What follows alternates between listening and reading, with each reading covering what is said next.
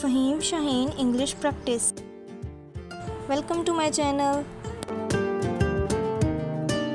Here are 30 short English sentences for daily use, simple and easy to practice.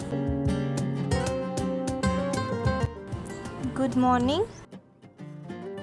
How are you? I'm fine, thank you.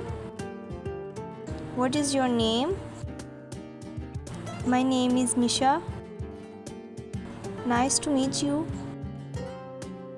Where are you going? I am going to school. What are you doing? I am doing homework. Please sit down. Open the door. Close the window. It's very hot today. I am hungry. Let's eat something. I need water. Come here. Go there. Don't be late. Wait for me. See you tomorrow.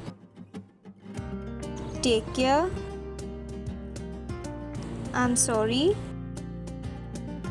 No problem. Thank you so much.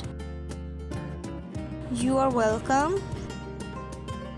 What's the time? I don't understand. Can you help me? Hope you like this video. See you in the next one.